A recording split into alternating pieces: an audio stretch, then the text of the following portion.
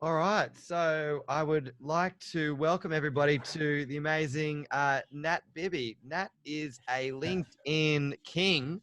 And actually, Nat, I've seen a lot of people on LinkedIn, but I reckon you're the man in Australia, I reckon. I think you've got I saw your profile. You've got, you said you generated over $400 million worth of business on LinkedIn. Is that right? Yeah, it's probably closer to 500 million now. Yeah, Wow, really? yeah, And you've worked with some of the biggest brands as well. I saw that are out there. So I think I saw Apple on there, or a few other big ones as well, right? that's right. Yeah, Mate, yeah. incredible. So when did you start your business? You've had a lot of success, and just introduce, I guess, so the audience know, what you specifically do and uh, what you've achieved on LinkedIn. Just give them a bit of a quick spiel on that. Yeah, sure. Well, thanks for having me for starters. Like, I always love being a part of what you're doing, Luke. I think it's awesome. I've been in marketing for 20 years, and people was always like, "Well, how old is he?" Like, I started when I was 16, marketing my dad's business in Phuket, Thailand. He was doing property developments, and yeah, cut a long story short, like I found myself in Melbourne, working for a digital marketing agency. And, prior to that, I was always marketing real estate. And so I come into this digital marketing agency and I said to the boss, what is the best target market for online marketing? And he had an answer. He said, plastic surgeons are the best. They've got loads of money. They don't know anything about marketing. They always need new clients, things like breast augmentation and liposuction and all these things that people search for on the internet. They all need a lot of clients. And so just being naive to the industry, I thought, okay, well, that's who I'm going to target then. So I go door knocking and I try cold calling. And just the way that these surgery clinics are set up is they have a practice manager, and their job is pretty much to stop people like me speaking to the surgeons, right? So like, it's this big gatekeeper. Wow. And it was just around about the time that I got onto LinkedIn, and I just thought, well, why don't I try messaging them on here and see what happens? And I contacted 10 surgeons in the first week. I had 6 appointments. Wow. No, sorry. I got 6 replies. 6 replies. I had four meetings. Wow. And then I made 1 sale. Wow. But like, everyone else in the company is making sales as well, but they're not making them with the ideal client. And so at the end of the month, when everyone's talking about all their sales, that like one guy might have made $15,000 worth of sales, but it took him 6 deals to do that, right? And they're going around the room, and in the first month in this company, I've got the most sales out of everyone. The most revenue out of everyone, but I only made 1 deal. Like, it was a $25,000 sale because it's the ideal client. Wow. So everyone else is dealing with bricklayers, with like strippers, with just all sorts of people that they come through the website. You can't really decide who it is. Yeah. Whereas I was only dealing with the ideal client. So that just made sense for me to keep doing that. And we scaled that business so fast. Like, it was a friend of mine's company. We went from 8 employees to 120 within 18 months. Nice. And at that point, he decided to try and list on the stock market. That didn't work out, and I just left and started my own company and decided that I would specialize in LinkedIn because there's just no one else doing it. Like, I just thought, well, it's working for me. Why can't I do it for other businesses? Wow. So how many years ago was that you left that company and started your own thing? It's almost 10 years. Yeah. Wow, that's great. And so you saw the opportunity on LinkedIn, and then what happened from there?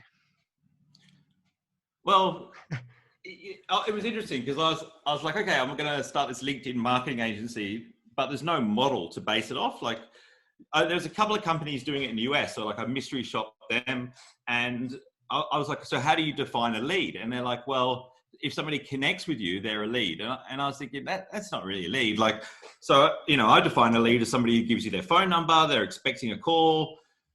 So I just designed this whole like system. What I did first is I delegated my LinkedIn marketing to an assistant.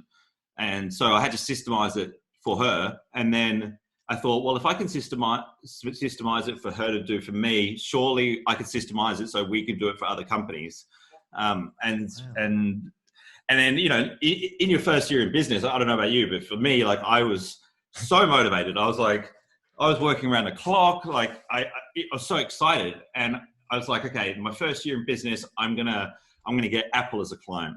I'm gonna sign up one of the top 4 banks in Australia, Wow. right? And I was doing Tony Robbins at this time, and like month 11, Apple come on board as a client. Westpac come on board as a client, like a month before the year ends. No. It's just And so I imagine like that's not a small deals, was it, that you signed up with them or not at all. Like I'm even like I don't know. like Even, Apple are not going to pay you like give me $1,000 program.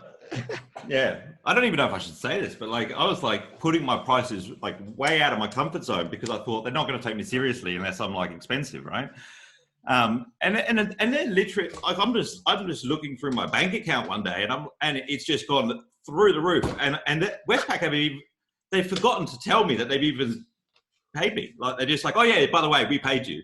Like I was like, wow. Oh right. The audience wants to know the amount. Right? I bet they do. I've got. Yeah, no, like it was a lot for me. Like Yes. so. And these days I'm a lot more comfortable with that price tag. But Yeah. what the audience has got to understand is the power of niching. It's like if I start an online marketing agency, I'm not going to get a call from Apple and Westpac. Like just another online marketing person. Yeah. But if LinkedIn come up in conversation, I get a call. It wasn't hard for me to get at the top of Google. No one else is doing it. So it's like if you talk about LinkedIn, you do the search, I'm there. Like I'm everywhere. Wow. So if I search what in Google, to find you, I just search LinkedIn marketer or what do we search like? Well, like it now it's become more competitive. It's more, it was easy back then, but now I have a brand. So it's completely different. It doesn't matter. Back then, if people search they just search LinkedIn marketing, and you'd come up to the top of the page of Google. Yeah.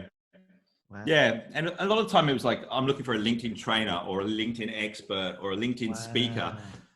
Like if you're having a marketing conference, like I used to get a lot of multinational companies. They would have their annual conference and they'd fly, all of their franchisees in, for example, to like there was an awesome one I went to with Choice Hotels. It was a global hotel group, and they just happened to have their conference in Tasmania one year.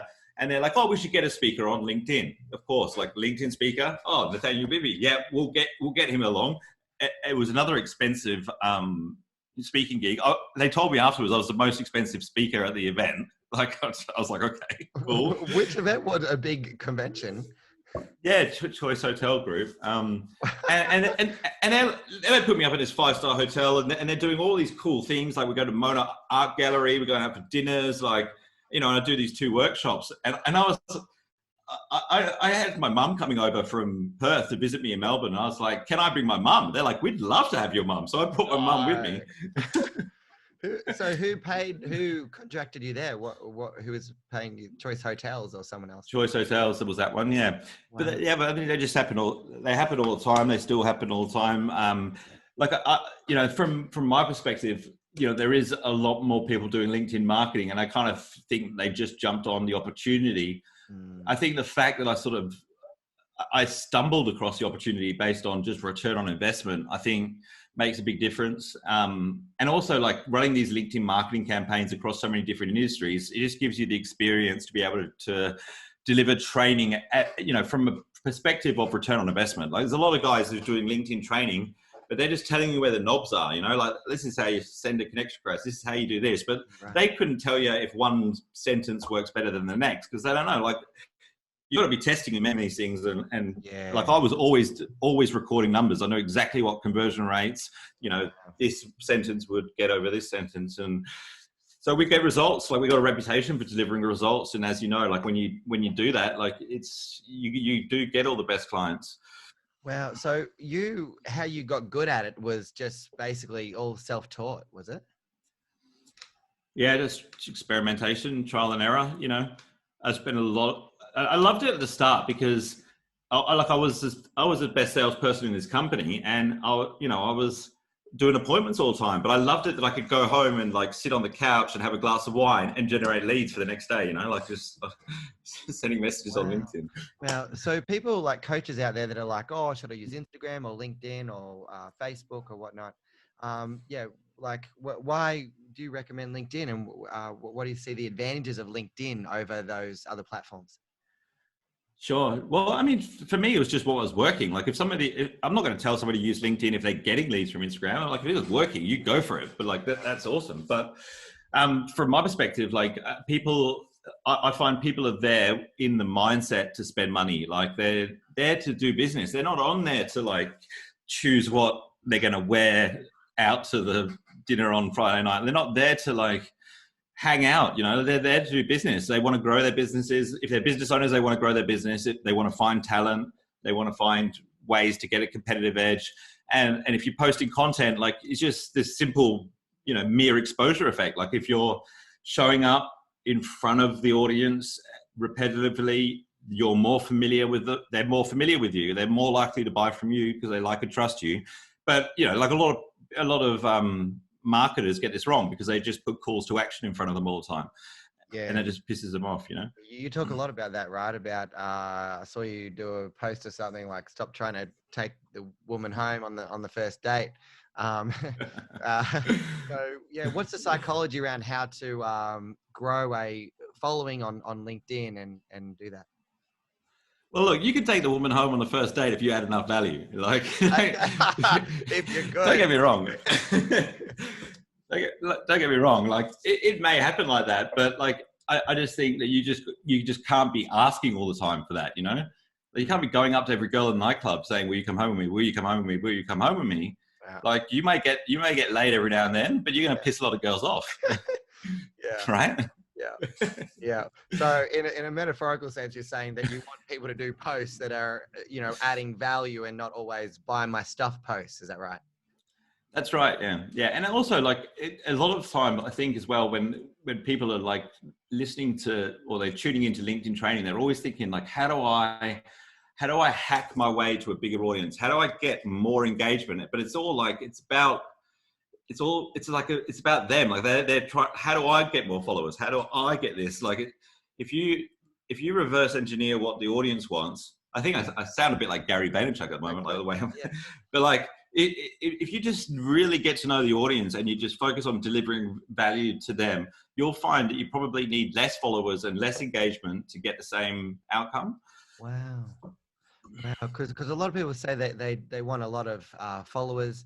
And if we talk about LinkedIn, they want a lot of followers on LinkedIn, or they want a lot of engagement, a lot of likes and comments. So, for a coach that's, starting out, or a coach that wants to get leads and clients on LinkedIn, what do you recommend there? Look, I would pick a niche, like if it was me, I would go niche. I would be the coach for marketing agencies or the coach for medical practitioners, or I would do that, and I would make my headline that, so that when you contact those people, like you're the specialist in that area, it's different to every other coach.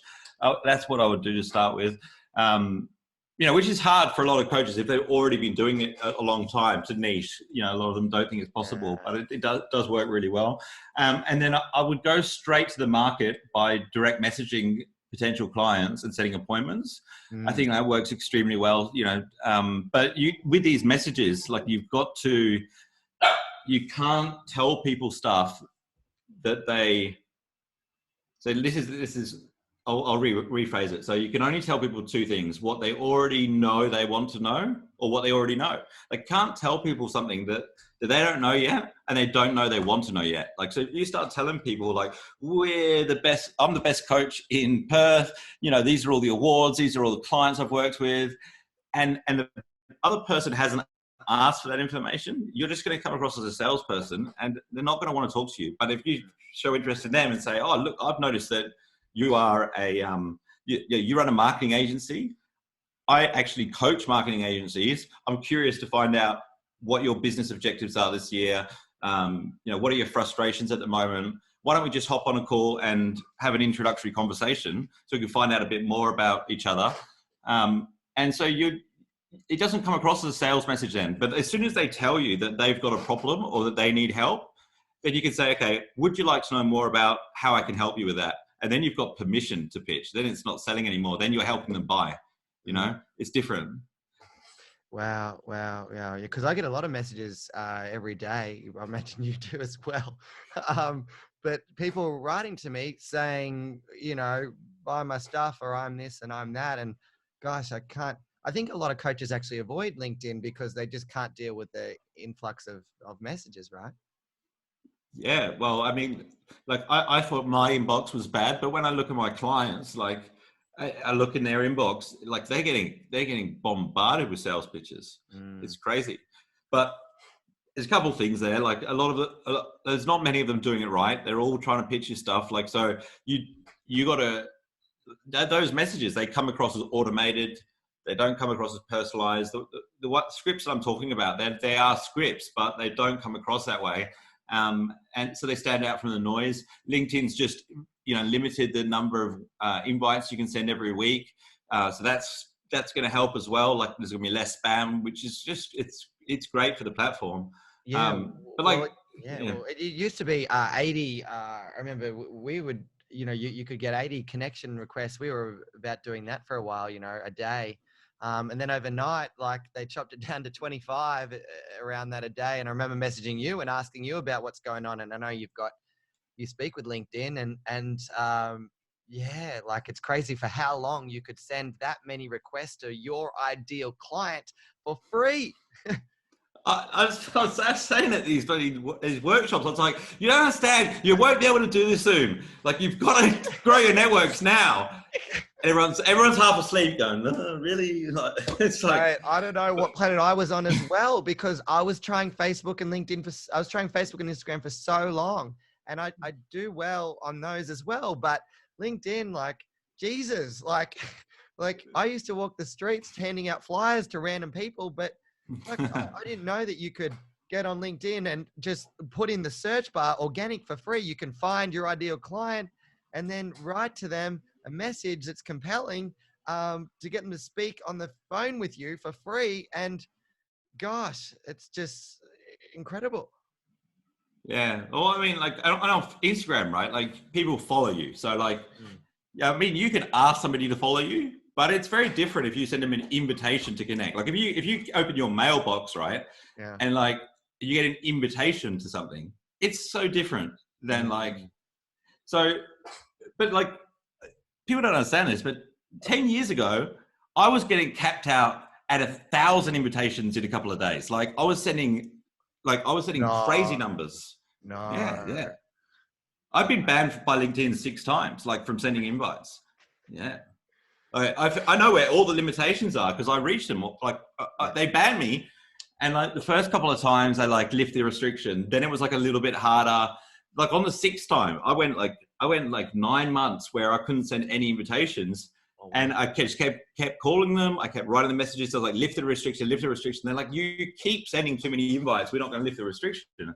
And in the end, I was like, okay. The most expensive product they have is the recruiter license. It's $15,000 a year, right? I'm like, I will buy the recruiter license if you lift the restriction. They're like, okay. But this is the interesting thing is, like, I feel like I have to do that so I know where the limits are, but I've never had a client restricted ever, not once. So because I know where the limits are, we're not pushing the boundaries with clients. Like, we're not going to risk their account. I've used Facebook marketers in the past and I just got banned, banned. And then the thing is with Facebook, you know what it's like. You know, once you get on the radar as a red flag, it's hard. That's it. Really. Yeah, and the future is content. Like, the content thing.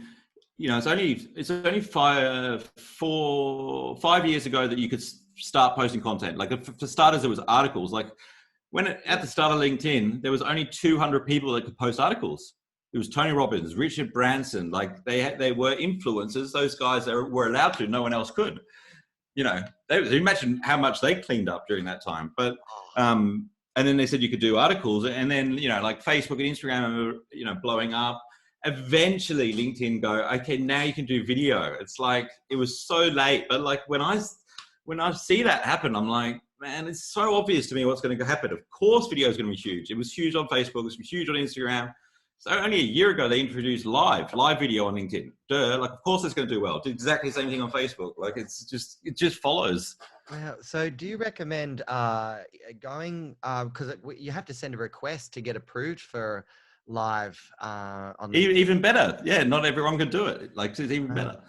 So can everyone get approved, or is there anything that you have to do or be to get approved? Look, it's in beta mode, so they want people that are using it that are going to show up regularly. And so I got knocked back a few times, and then I just sort of like thought about it more. Like, what are they looking for? What are they looking for? And it's just, they're just looking for people with experience. So you just show them like. So I went live on Facebook for a few weeks just to get that experience, just so I could show them the links and say, look, I'm doing this on Facebook. Let me do it on LinkedIn. And that got me approved. So I would go live a couple times on Facebook and then share those links with them and show them that you've got experience doing it. Like, I think one of the lives I did, like I was trying to jam them into a week, and one of the lives was from a pub or something. I'm pretty sure. Yeah. Some of the best content from the pub. And do you think it's worthwhile, like if you do apply to go live on LinkedIn, do you believe it's a good way to generate leads that way or build your brand? Yeah, I do. Yeah. When I started doing it, like I just looked at, what was working well on Facebook, and I just thought I'd replicate it on LinkedIn. There was no one that I knew in my network, and like I'm connected to a lot of LinkedIn specialists and stuff. There was no one that I saw that was doing a regular show, like I think that the weekly show was the way to go. And so I was kind of already had in my mind what I was going to do with live when I got approved. And so as soon as I got it, I just started Monday Night Live, and every week at 6 p.m. I go live. No matter what, Wow.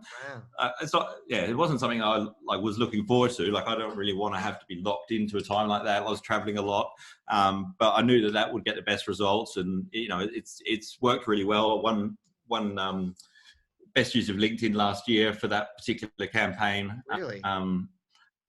Yeah. Wow. I've won it 2 years in a row. So this is going to be the third year. We'll find out in September.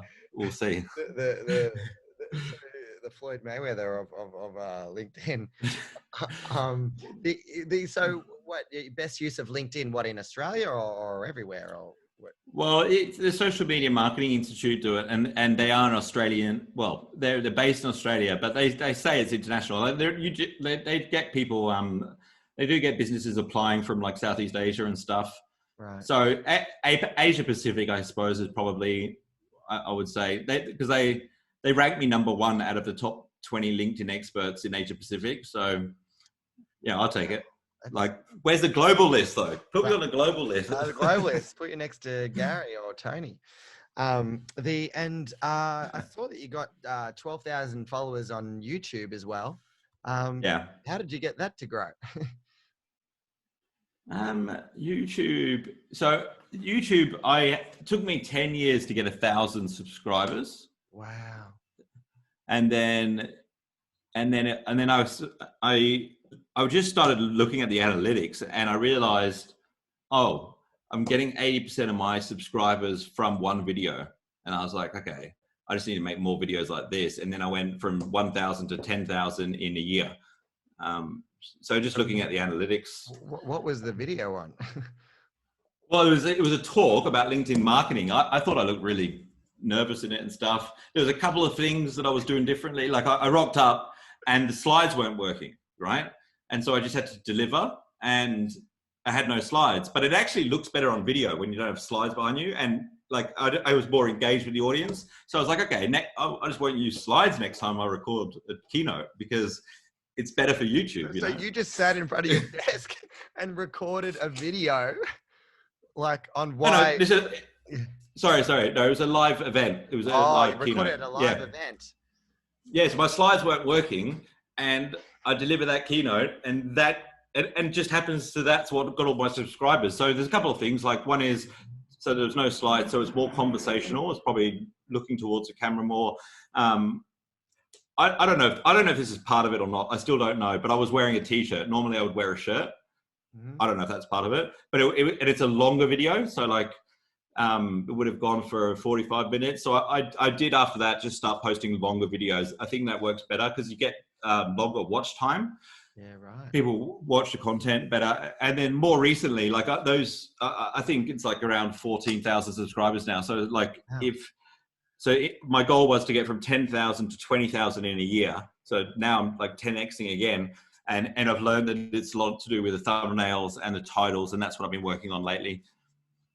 Yeah, right. So the thumbnail, yeah, it's got to be captivating, which is the picture that is showing, as you scroll over it, right? Well, when you see the search results, like, Let's like the go. click-through rate's normally like 3 or 4% for me. And I was reading this book. I've got it like right here. I'm halfway through it. Right, this guy, Daryl Eves, genius. His click-through rate on some of his videos is like 16, 20, 30%. Like his thumbnails are so good that Really? people pretty much click on them a third of the time. And so I'm like, well, if he's getting 30% click-through rate, I'm getting 3%. There's obviously something I can learn from this guy. What's the name of that? What is the name of that? What's the name of the book? What's the name of that book? The YouTube formula, right? By what's his name? Daryl Eves. Okay. Daryl Eves. Yeah, He's getting 30% of the people that see his video. When you say click through, as in? Well, in the search results, you've got like 10, 20 videos there to choose from. So 1 in 3 times they'll click on his video. Really? 1 in 3 times. Jeez. Daryl Eves, YouTube. Wow. Wow, that's extraordinary. So yeah, well, you've got to learn from the best. And so now, how are you structuring your business now? How are you working with people? Well, now there's a bit more competition in the market. Like I definitely have moved more towards a corporate end. So like my clients are generally, bigger clients. When I started my business, it was like everyone I meet was a potential client. Whereas now it's like most of the time they're not, but having said that, when COVID started, I was like, I'm very dependent on face-to-face interaction. I need to move my business so that it has like a virtual element to it. So I just finished building NathanielBibby.com. That's got online courses, virtual events on it. So there's loads of value that anyone can get from there. But I'm just trying to market that website online, Yeah. Wow. And if someone was a new coach and they were just starting out, like you said, they get a niche, and then ideally, like if their ideal client is on LinkedIn, that they can search for them and find them and write them a compelling message. And then how often do you recommend people should post on LinkedIn? How often? like 5 times a day, Really? Well, this is the thing. Like, you don't have to post that often. Like, it's not going to make too much difference with the algorithm.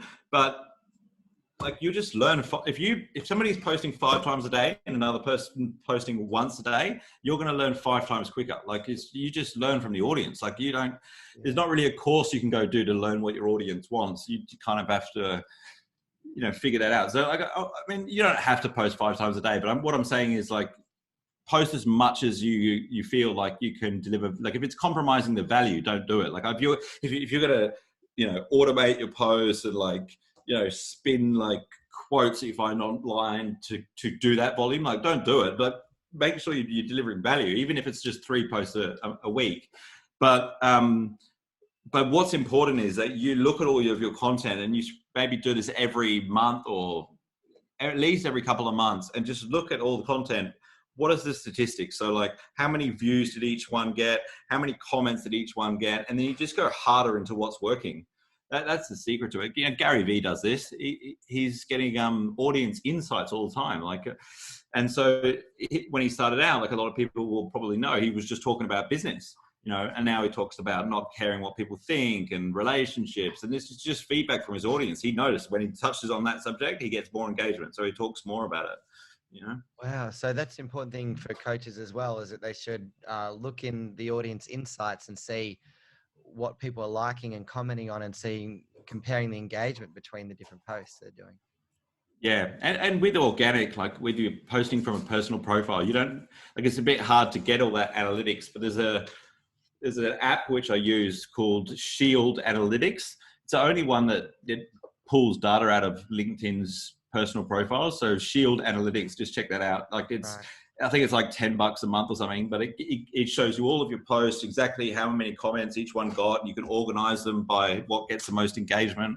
I use that, and like even if I look at like all my posts from last year, like I can see what are the top 20 posts, and I will just repost them. I don't even need to rewrite them. It doesn't, like, no one remembers what I posted a year ago. Yeah. Wow. So yeah, so you recommend also that just reposting the content that got the best engagement, previously. Yeah, exactly. Yeah, and I do the same thing with like Instagram as well. So, like if a post does really well on Instagram, I know it'll do well on LinkedIn most of the time. Like it's like if I need a good post, sometimes I'll just pull the most engaging one that I've got on Instagram. Sometimes it's a good way to test content as well. You throw it on Instagram, see how it goes.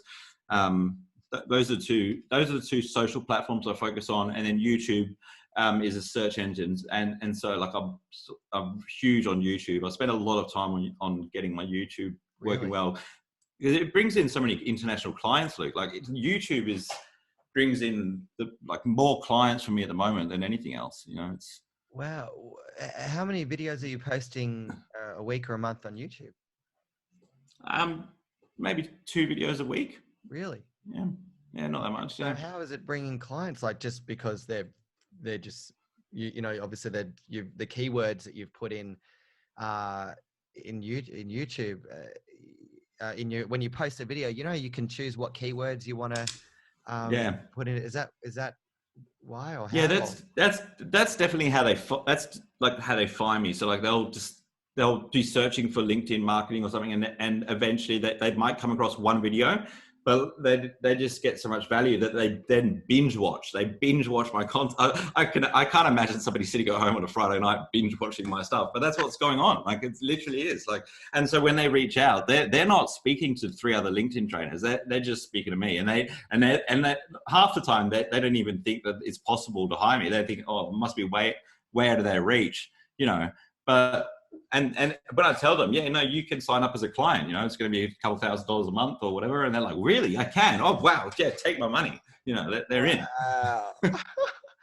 So you're someone's interesting. Like I watch a lot of people in this business, and it seems like for you, like you're someone that's focused a lot on brand early on. Like maybe you weren't pulling in the millions immediately or whatnot, but you were focusing a lot on adding value to your audience, like massive on brand. Hey, like you don't do that much of like really selling or call to actions. Like I don't see that much. Yeah. It's just what's working. Like it took a few years before me to see that it was working.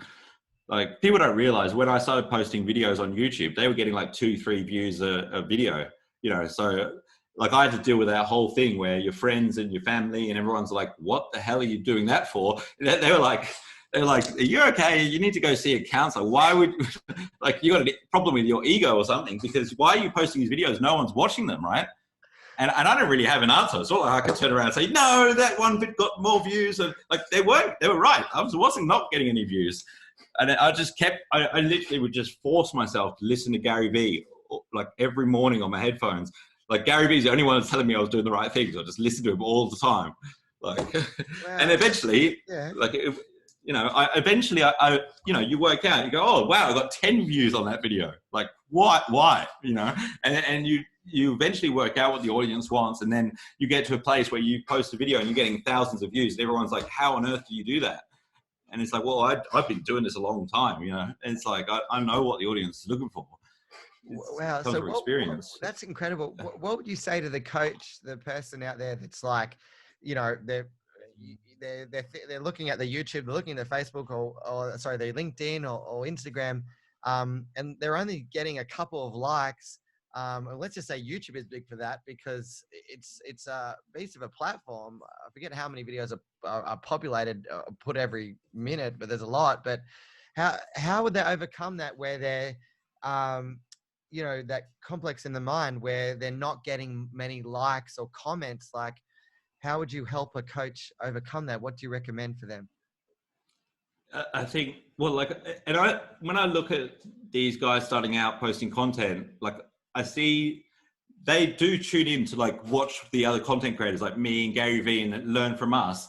But like, if I go look at their LinkedIn profile and I look at their last post, they probably have 1 or 2 comments, but they didn't take the time to answer them. Like, they didn't reply to those comments.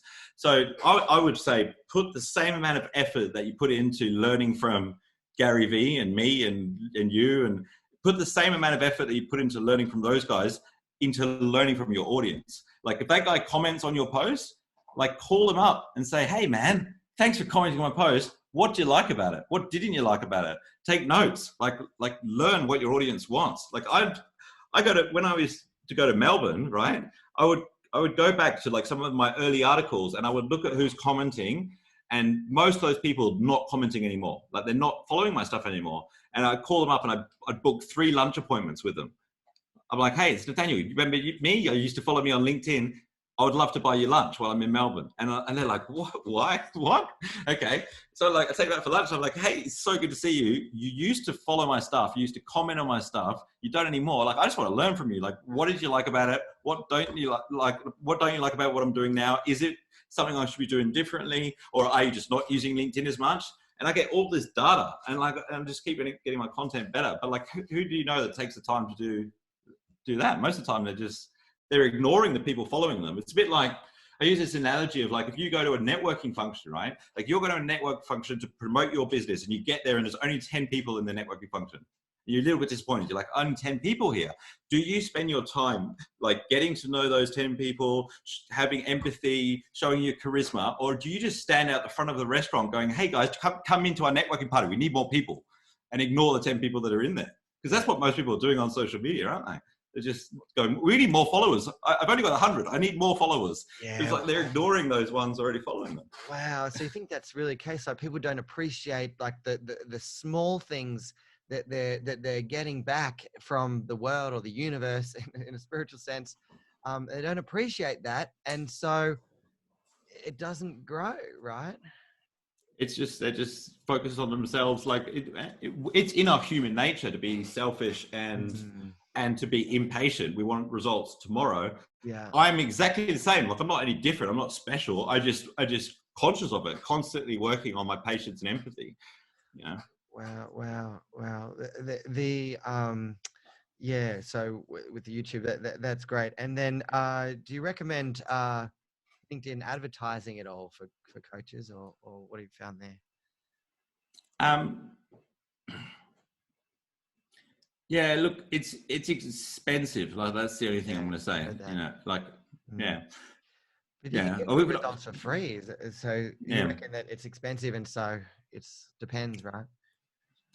Look, I don't use LinkedIn advertising for my business. I've got a few clients I use it for, but they're normally high transaction value size. Like, Facebook remarketing is awesome. Like, I just prefer to do an organic post and I'll say like, hey, you know, I've just written this ebook and it's about like all these sales scripts. Comment below if you'd like the link.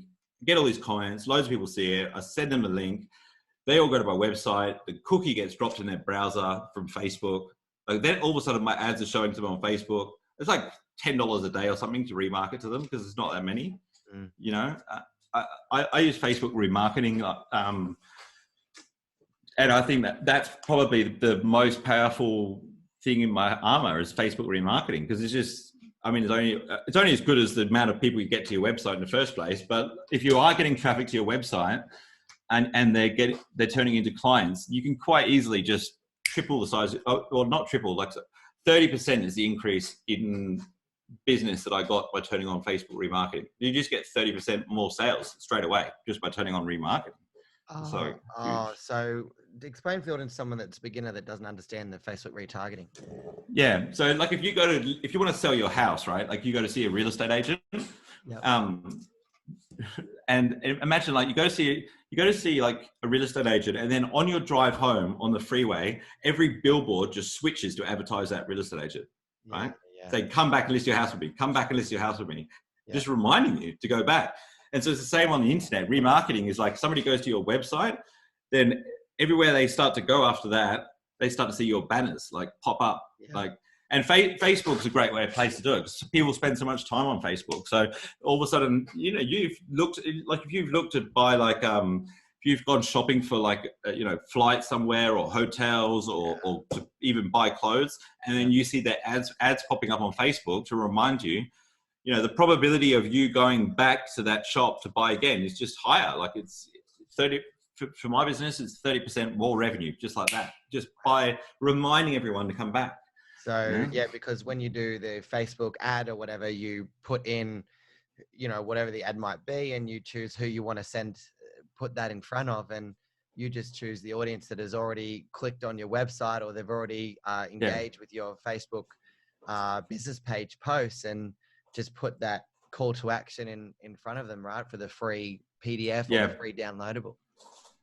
Yeah, and I'd never put that that ad in front of somebody that hasn't been to my website or hasn't clicked on something or hasn't consumed content, because they're not ready for it. Like they're not far enough down the customer journey. That's why you never see any calls to action, because I'm always targeting the awareness stage of the customer journey, the top of the customer journey. Like you got awareness, then you got consideration, then they got like purchase, and then you got advocacy. But every time you go down this funnel, the audience gets smaller. So if you're doing an organic post on LinkedIn, you've got to cater for the awareness stage, where most people don't know that they have the problem yet, or they don't know that they need what you do. So if you start putting an ad in front of them, asking them to buy something, they're just not going to engage with it. Like the majority of people won't engage with it. Yeah. If they're not problem aware, and even worse, if they're not problem and not solution aware, then but you might put a post up that's like, hey, are you frustrated with growing your business, or talk about something that would be in the awareness stage. And by watching your content, they'll recognize that they have a problem, and then they'll go to look at your website, and then they'll get the cookie, and then they'll see the ad, and they're moving down the customer journey. Yeah. No, that's incredible. All right, amazing. So what is the, I guess the number one tip that you would give to coaches who want to increase their LinkedIn following, the number one tip? To increase their following. I think the biggest thing is don't sell to people that haven't told you that they've got the problem you solve. Like you might know that they have a problem, but until they tell you about it, like you can't really sell to them. You need a permission these days to sell. It's just the world's changed. Like people don't want to be sold to. But understand this, right? If they have the problem that you solve, they do want to buy. Don't get me wrong. They want to buy. They got a problem. They want to solve it. They just don't want to be sold to. So this is the challenge. Help them buy. Don't try and sell to them. Okay. All right. Okay. Very, very good. Help them buy. Don't try and sell them. And what is the number one mistake that you see coaches make on LinkedIn? The number one mistake still profile. So, most people have a version of their resume up there. That's still the biggest mistake. No matter what you do on LinkedIn, whether it's advertising, content, sending messages, it's only going to be as good as your profile. Like people are going to come back and look at your profile all the time, and that's going to decide whether or not they respond to you or engage with you. So if you a resume is the most boring piece of content you can put in front of a potential buyer. Like if you're trying to get more customers, you don't give them a version of your CV. Like, have you ever bought anything because you walked into a shop and somebody gave you their resume? Like, no. It needs to be in customer-centric language. It needs to identify who you work, who you help, what the problem is you solve, and then what people should do next. Like, if they want to find out more. Too often you go to a profile and it's like, I'm a motivated, supersonic professional. I started my career doing this, and then I had a change of heart and did this. I've got 3 degrees in this, and it's just all this stuff that no one cares about until they actually get to who they help, what they help them with. Yes, sure, like awards and stuff help build credibility, but no one's going to care about the credibility until they know that you're going to be you actually help somebody like them. Yeah. That's incredible. All right. Well, this is extraordinary. You have achieved so much, and you're like, in the years that we've known each other, and I know we met starting out in the Tony Robbins events, and yeah, it's been really good. Like, Hey, I really love it. Yeah. you've done an amazing job as Luke. Like, if you're sleeping in your van when we met, man, and like I'm amazed with the growth that you've achieved, and you know what's most impressive to me is what I hear from people that attend your events. Like, Oh, wow, thank you. like when people tell me that somebody's changed their life, and I hear it consistently from people that have attended your events. Wow. Like, I'm like, what is this guy doing? What's going on in these rooms? Oh, mate, you don't want to know. We close the doors, and and they're not allowed out until we say so. But yeah, I think the power of personal development, and you've done so much yourself. I think that for me, we just really want to give people a good soul breakthrough where, they really change the way they see themselves. I think if you do that, you've seen that your identity and how you see yourself, how you feel about yourself, is so important, So I think, and it's good. Like, we talked a lot about strategy today and whatnot. I know we could have a whole other conversation about, psychology and mindset, but basically, it's incredible. Your LinkedIn success, it's done amazing. It's great to walk the path with you with someone who's doing great things, in this field. And I know it's not easy to, keep going no matter what. So maybe you should, I'm sure you've had your challenges and obstacles. So Oh man, I could only imagine. So, but what would you say to the coach? Like, because I'm sure you've had your own obstacles in the journey, and the coach there that, is struggling right now and not sure whether they should keep going and if it's worth it or not. Yeah. Well, look, I mean, that's something you got to decide on your own, like if it's worth it or not. But it's not always going to be fun. It's not always going to be easy. But like when I started my business, like that company I was working for, they hadn't paid me in 3 months. Like I was getting evicted, my electricity got cut off. So like I got an eviction notice. I quit my job because I hadn't been paid in 3 months, and when I was sitting in this apartment in St Kilda, like it's getting dark, and you don't think about this normally, but like, when it gets dark, you turn the lights on, and I go to turn the lights on, there's nothing happening. I got another room, nothing happening. It's like, shit, I haven't paid the electricity bill. So like it's getting dark. So all of a sudden it's a dark apartment, right? Wow. And I was like, shit, what am I going to do? So I get 2 extension cables and I plug them together so that I can run them far enough down the stairwell of this apartment building into in the public area. There's like a power socket, right? Yeah. And so I plug them in. So I got some power, and then there has to be 2 cables long to get it long enough. And then I plug the other end into a desk lamp. And I was like, I've got a desk lamp, I've got a notebook, I've got a pen, and I'm like, okay, let's write it. What are we going to do to get this money? And like, when you're a salesperson, like you can't just get another sales job and expect to make, like, I was $20,000 in debt. Like I needed to pay so many things. I can't just expect to get $20,000 straight off the bat. I called my mum that night. I called my dad. They both said no, they can't help me. Yeah. Like I was literally out of options, and the only thing I could get on this piece of paper that would get me out of these problems is to start a business. I was like, this is the only way. Like I had a company that was like an ABN that wasn't doing anything, and I was like, fuck it, I'm going to start a business. Like let's do this. And I was up all night planning my company, Bibby Consulting Group, and then 8 a.m. I hit the phones and I'm like taking massive action. Got no idea what I'm going to say to the person on the other end. There's this real estate agent in South Bank, and he's like, yeah, hello, 8 a.m. And I'm like, hey man, he's like, I'm like, I want to get your salespeople all together this afternoon to meet with me in your conference room in South Bank. Let's get them all together. I want to come and talk to them. And he's like, why on earth would I do that? Who the hell are you? Right. And I'm like, this is all I said. I said, I'm going to convince them to invest in your brand. And he's like, you're crazy. I'm curious. They'll be there. And I get there at 4 p.m. and it's like, 15 salespeople, real estate agents in this conference area. I'm like, hey guys, take a seat. Everybody take a seat. And they've got this laptop hooked up to the screen. And I'm like, what's your name? And he's like, oh, John Smith or whatever it is. I'm like Googling John Smith real estate. I'm like, geez, you're not showing up in the search results. I wonder if the rest of you guys are. So I was like, look, I can give you a one-page website. So if you're John Smith, you get johnsmith.com.au. I'll give you a Facebook profile and I'll give you a LinkedIn profile. You'll have 3 search results on the first page of Google when someone searches for your name, right?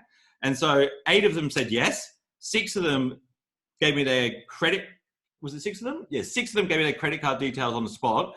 $2,500 each. Made $15,000 in my first day of business. No. Oh my God. Wow. That's extraordinary. Fuck. So, wow, 15,000 in your first day. And then from then on, you're like, wow, I'm in the game now, I imagine. Yeah, I get home that night, right? I'm like paying I have to pay my power bills and stuff, but I'm like, I don't know how to build a one-page website. Like, so I'm like, they had this thing called Elance at the time, right? Elance is like, I remember. Like, you post jobs for people to do internationally, and like this woman in like Pakistan said, I'll build you 6 one-page websites for $300. I was like, sweet, this is great. And that's how it started. But like a few weeks later, like I was doing the LinkedIn stuff anyway. A business coach asked me to, so business coach is relevant, right?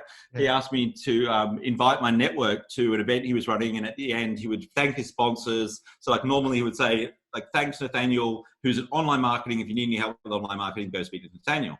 And I said, look, I've been doing these LinkedIn profiles lately. Why don't you just say, I'm a LinkedIn expert. If anyone needs help with their LinkedIn profile, speak to Nathaniel, right? And so there's like 120 people in the room. And then he goes, by the way, thank you to my sponsors, one of which is Nathaniel. If you need help with your LinkedIn, he can help you. And like, I get swamped after the event, like 50 people all around me asking me questions about LinkedIn. And the coach's name is David Guest in Melbourne. And he comes up to me and he whispers in my ear something I'll never forget. He's come real close to me and he said, Nathaniel, the market is telling you what it wants.